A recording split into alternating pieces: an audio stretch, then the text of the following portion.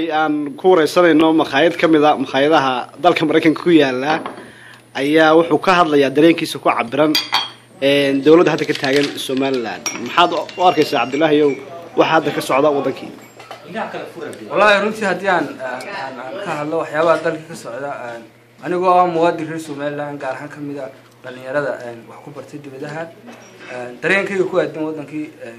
runtii waxaynu malay doorashooyin kala duwan waxaanaynu lahayn madaxweynayaal kala duwan hadii aan tusaale soo qaadato madaxweynaha nimanka meesha haysta mudane Axmed Maxamed Siiraayo ee la doortay 2010 bishii 6 ilaa iminka sidii la doonayay muu noqon sababtoo ah marka la eego waxa dhacday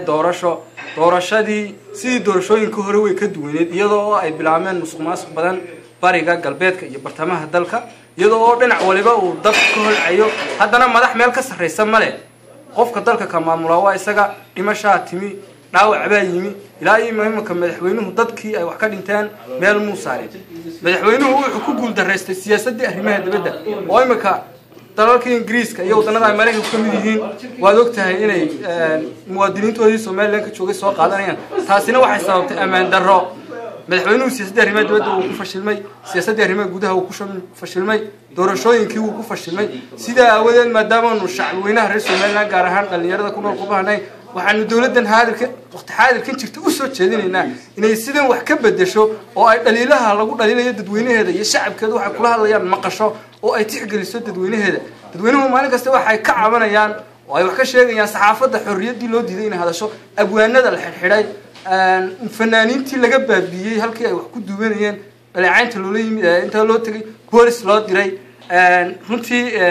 dalkii oo la isku wada diray marka haddaan nahay waxaad ka wartaa maxay tahay dumarka xabsida ay ku gureen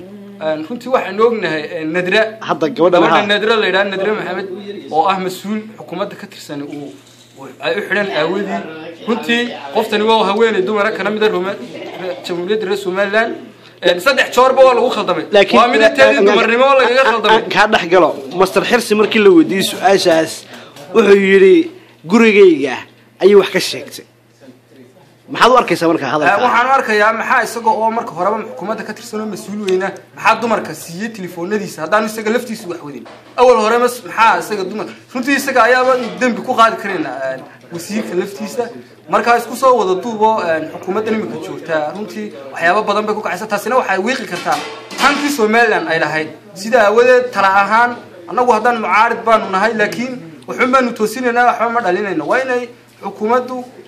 hadalka dadku ay u soo jeedinayaan maalin dhaweed waxaan daawanayay nin madaxweynaha su'aal ku weydiinaya dalka Ingiriiska isagoo sheegay waxyaabihii ay qabteen iyo waxyaabaha dawladdu kaga yimid isagoo sheegay siyaasadda arrimaha dibadda kale sida ninkaas oo kale marka madaxweynaha dhaliil loo soo jeediyay iyo xukuumadda hadda jirta waa inay dhaliisha wax ka qabato waa inay wax ka qabato dadkeedan cabanaya waa inay wax ka qabato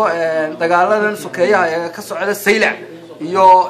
wadannada maxay tahay goboladan bariga sida Sool iyo wixii la mid ah waa inay siyaasad cad oo ay tii dadka ka ballan qaadaya